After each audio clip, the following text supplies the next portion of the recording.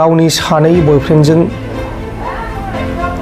लोगो जानानै बिखुनजो आरो गावनि हौवाखौ बुथारदोंमोन। बन्दना कलिताया आथोननि फाग्लिमोन। गोदान क्राइमनि स्ट'रियाव नोंथांमोनखौ बरायनाय जाबाय आरो बे जाथाया बा बे क्राइम केसा जादोंमोन आसामनि गुवाहाटीआव। बे केसखौ गोबां निउज चेनेलफोराव नेशनेल मिडियाफोराव होनाय जादोंमोन आरो बे जाथाया गुवाहाटीनि नुनमाथियाव जादोंमोन। नाथाय बे केसा फार्स्टनिफ्राय जोबजासिम मारै जानाय बेखौ खोन्थानाय जायाखैमोन। दिनै आं बेखौ खोन्थानाय जागोन। गुवाहाटीनि मोनसे फिसा जायगा नुनमाथि जु रडनिफ्राय 5 किल'मिटार गोजान बे जायगायावनो बे जाथाया जादों। बन्दना कलिता नोंथांमोना मिथिखायो जानांगौ। गावनि सानै बयफ्रेन्डजों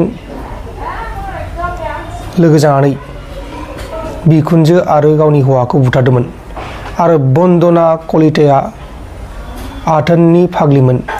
दा बिदिनो बे जाथाया बोरैहाय जानाय बेखौ जों खोन्थानो नागिरदों।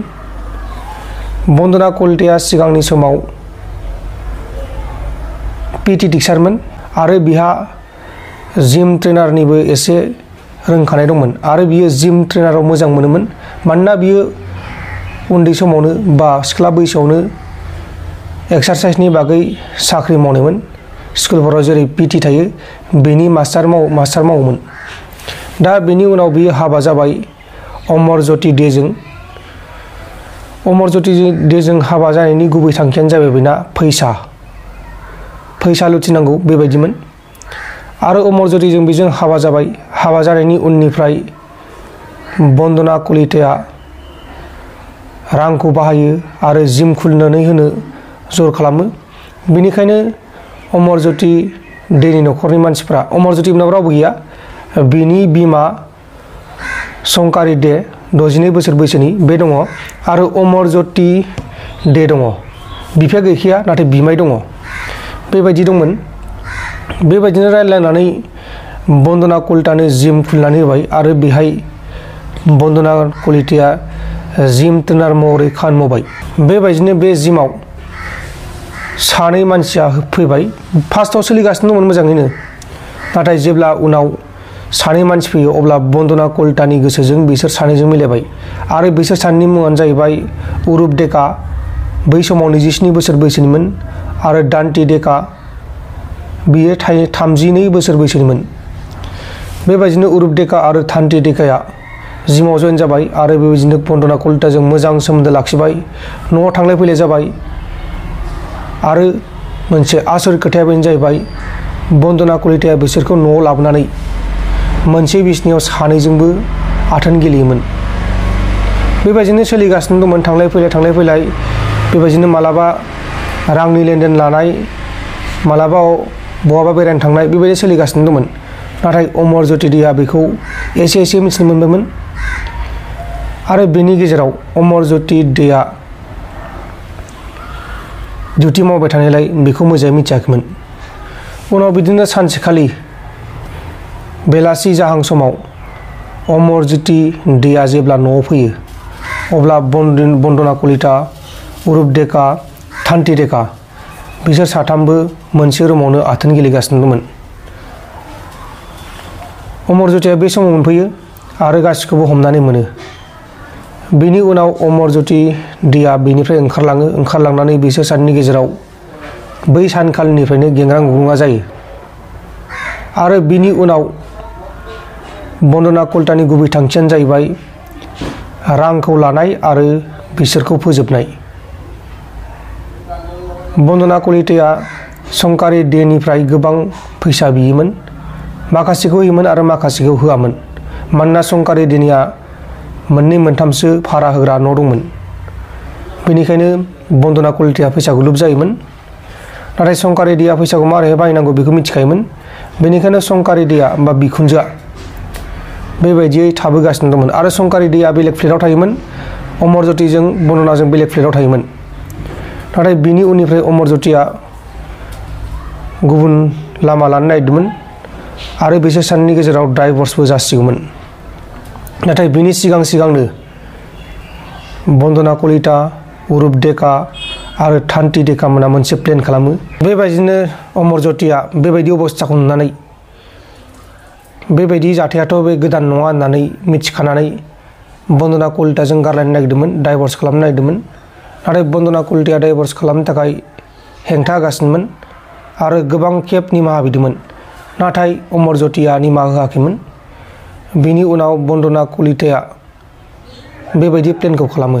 गिबियावनो बिखुनजो संकारि दैखौ बुथारग्रोनाय जायो।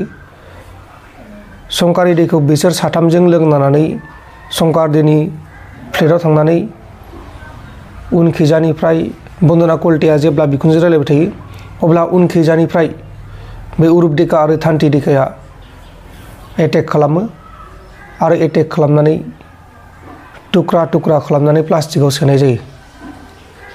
आरो बिनि उनाव जेब्ला अमर ज्योतिया न'आव फैयो अब्ला अमर ज्योतिनि लोंग्रायाव मोनसे निसा होफानानै थैहाबनाय बायदि खालामनानै बेखौबो टुक्रा टुक्रा खालामनानै प्लास्टिकआव सोयो। आरो बिनि उनावहाय माखासे बिदिनो थैफोरखौ साफा खालामो, न'खरनिफोरखौ नांलायनाय थैफोरखौ साफा खालामो आरो गोजौआव बिल्डिंनि गोजौआव माखासे बुस्थुखौ सावहैयो। आरो बे सावहैबाय थानायाव मानसिफोरा सन्देह जायो आरो नाथाय सन्देह जाब्लाबो बेबायदि थुङाखौ मानि थाखाय गदों बेखौ रावबो पुलिसनि केस होनाय जाया। बिनि उनावनो संकारि दैनि आलासि बा अमर ज्योति मोननि आलासि बियो गावसिनि संकारि दैखौ बा गावसोरनि आलासि संकारि दैखौ गोमानायनि कमप्लेन होयो। बन्दना कलितायाबो मिसिं केस होनाय जायो। दा बिसोर बेखौ होदों दि नङा, मिसिं केस होनाय जादों। नाथाय संकारि दैनि आलासिया बन्दना कलितानि सायाव सन्देह दंखायोमोन। बेबायदिनो केसा जाबाय थाबाय सल्भ जायासै, जाबाय थाबाय सल्भ जायासै। 6 मास 3 मास बारलांजोब्बाय।